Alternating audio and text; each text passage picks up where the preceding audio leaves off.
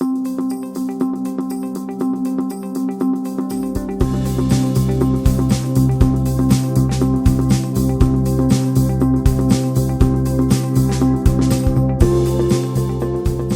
think leaders have to be authentic. I think leaders have to have a great work ethic. I think leaders have to be conscientious. I think leaders have to have the courage to do things that have not been done before and to accept responsibility, irrespective of whether the results are great or poor. So I think there's a lot more to leadership. I think, to me, leadership is about attributes and character. And, if you have the right attributes, the right, when I say character, what I mean by that is what I've said before. It's work ethic, it's being conscientious, it's being authentic, it's operating with integrity, which is not just, I'm not going to cheat anybody, but there's also an intellectual integrity that leaders bring to it. Leaders have to be people who inspire. Leaders have to be people who motivate. Leaders, can't be people that create fear. Because certainly, to my mind, a great leader instills confidence, does not create fear.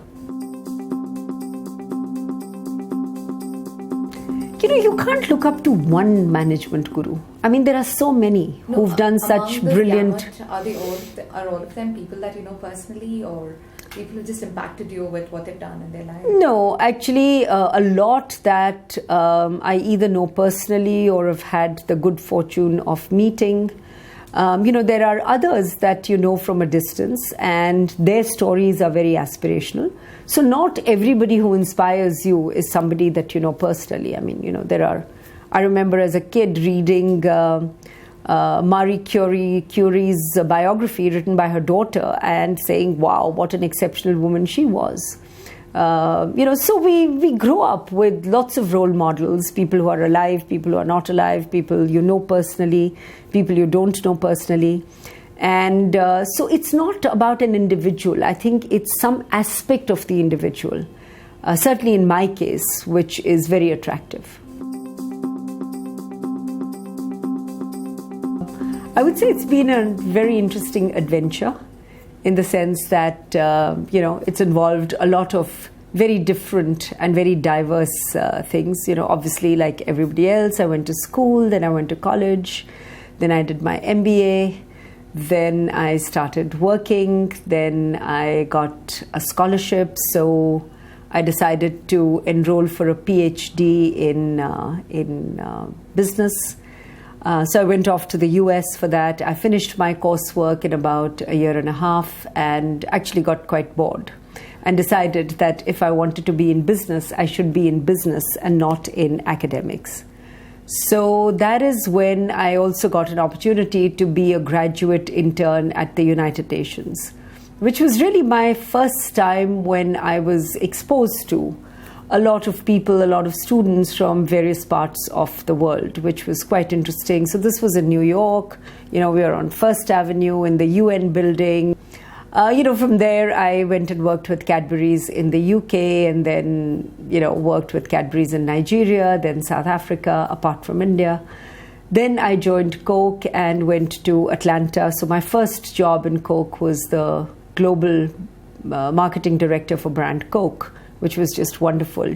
To be head of marketing for the world's most valuable brand is a marketeer's dream come true. Did that, then came back to Atlanta to head up corporate strategy. Then, decided to come back to India for personal reasons, actually. And that's when I joined Britannia and spent 9 years as managing director and CEO of Britannia. I think businesses that are conscious, businesses that are conscientious, businesses that believe that there is a purpose other than just making money.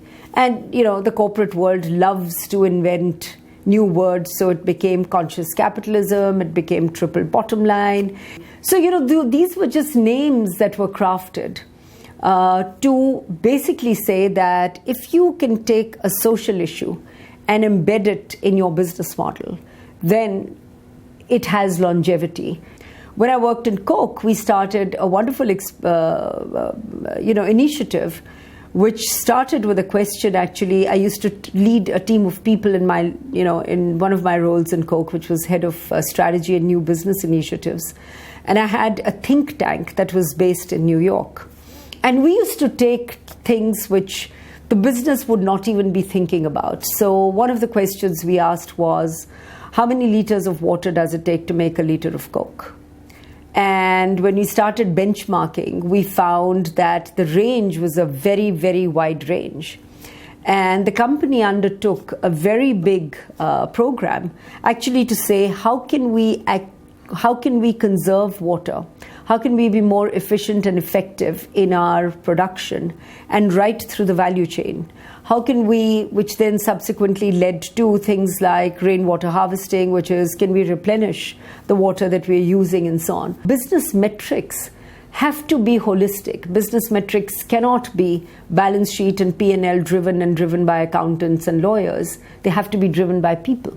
Michael Porter's most recent work, where he talks about creating sustainable value, is all about taking a social issue and incorporating it into the business that you do.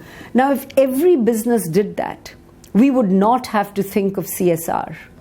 The fact we're even talking about CSR, to my mind, it should actually be as simple as corporate responsibility.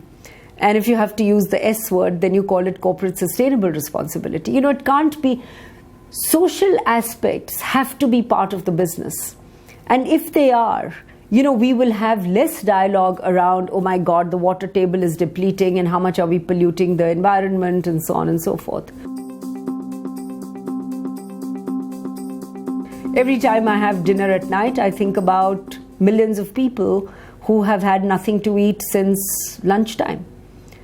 And if we are to create the imbalance that we find ourselves in, then, certainly my way of thinking about it is that, I may not be able to solve it for 850 million, but whoever I solve it for, their lives are better than what it was before. So, it's as simple as wanting to be part of the solution. I spent all my working life in a food or beverage company. The second thing is, as you're doing that, you realize what an imbalanced world we live in. So out of 7 billion people who live in this world today, 3.5 billion are malnourished. Okay, so out of that 3.5 billion, 1 billion are malnourished because they are obese and unhealthy. And the world spends a disproportionate amount of its resources on their healthcare needs. They are also malnourished because they actually don't have the requisite micronutrients, which are vitamins and minerals. So it's not just the macronutrients, but it's also the micronutrients. So that's 1 billion people. There's another 1 billion who are simply undernourished. So they also have a lack of micronutrients, but unlike the first 1 billion, they are not obese. They don't even have enough to eat. And then there is almost a third billion, about 850 million to be exact, around the world who sleep hungry every night. And about 285 million out of those 800 million people live in India. So, you can't not be impacted by this. There is an economic reason there is also an economic reason why we should care about it. India it's estimated to lose by the World Bank 2 to 3% of its GDP by way of lower productivity, where the underlying cause is undernutrition and malnutrition. So imagine if we corrected for good food and nutrition for our people, we could actually get a boost of anywhere between 2 to 3% in our GDP, brought about by incremental productivity. There's enough work that is being done and published in respected journals like The Lancet, which shows that if you are undernourished in the first 1,000 days of your life, which is from conception to your second birthday, you actually are impaired in terms of both your physical development as well as cognitive development for the rest of your life. So, if you're producing 22 million babies a year, out of which 1/3 are underweight, we are talking about producing 8 million undernourished children at a minimum every year. So there is no human dividend as far as I see. It's a human liability unless we correct it. Well, there is work that we are doing, through the foundations that I'm involved in, not just in India, but globally. So the UN Scaling Up Nutrition was set up with the insight that a lot of the countries would not meet their Millennium Development Goals, and India is definitely one of those countries. That is not going to meet its nutrition and health-related goals, whether it pertains to infants or mothers. So it was born out of this insight, and it is a group of people that works with about 52 countries right now on creating, comprehensive and holistic nutrition programs. Because it's not that easy. Nutrition is impacted by not just by access to food and micronutrients, but it is also impacted by hygiene and sanitation, by access to primary health care, by access to potable water. So there are a lot of factors that have to come together for people to be healthy and nourished. It was a question that I picked up from a film that I had seen, which really talked about, quantum physicists and mystics. Yeah. Asking the same questions, but the route to getting the answer was different. Now, I am neither a mystic nor a quantum physicist, so my life is much simpler. But if I have to ask you this question, have you found out who you are, where did you come from, and where are you going? Do you have an answer for that? I'm not sure where I will get to, even if I find the answer to that question. I have 3 other interesting questions that I ask myself, which is that, am I spending my time doing work that is of value to me? Described as, am I learning, am I growing, am I developing new perspectives? The second question is, am I engaging myself in pursuits or activities that are adding value to somebody else? That somebody else could be a firm, it could be an individual, it could be a not-for-profit, it could be a development sector organization, it could be an academic institute. And the third question is, am I having fun doing that? And if the answer to all 3 is a yes, I do it. And if any of one of those don't make it for me, then I don't waste my time. We have to put fun in perspective. I think, I would substitute that word for saying that, are you enjoying what you're doing? Whether you are in a boardroom, whether you're climbing a mountain, whether you are doing scuba diving, whatever it is, whether you're a dancer or a musician. I think enjoyment is very important. Like somebody said, take up something that you like to do and you'll never have to work a single day in your life. So it's not about, fun has this connotation of we need to be wearing caps and singing songs. But to me, enjoyment is an emotion which is about learning, growing, participating, contributing, creating.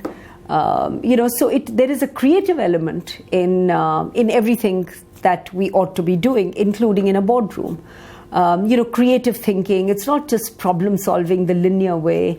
It's about, sometimes lateral solutions. So I think it's more a concept of, do you enjoy what you do rather than are you having fun? I'm a reader. I'm not sure how avid I am. Yes, I do read very broadly. Again, very hard to say which is my favorite book. There were books that, make a huge impact on you, when you're reading them. I remember, we had To Kill a Mockingbird as part of our sort of school curriculum, and that book made a huge impact. I remember growing up, Shakespeare was, I've read every play of Shakespeare and so on. Thomas Hardy, Charles Dickens, all those, then of course I love, Tom Stoppard, and of course there are some wonderful contemporary writers, both fiction as well as non-fiction. So, I think there's enough stimulation in that in that field. I think the contribution of the right brain activity has been very significant in my case. I mean, I love poetry, I love the theatre, I love films, I love classical music and classical dance and so on, and have always had lots of friends from these worlds, which are actually very inspiring. If you look at the classical artists, not just in India but also overseas, the really good ones, like the Olympic athletes, are not doing it for commerce. They are doing it out of conviction and a belief. And I think that's really inspiring. Again, I find this a very strange question. I don't know what it means to be, what is spirituality? I believe in leading an ethical life. I believe in being genuine and authentic at all times. I don't believe in taking the easy path if it is not the path of truthfulness and integrity. And if that makes me spiritual, then I'm spiritual, but I don't think of it that way.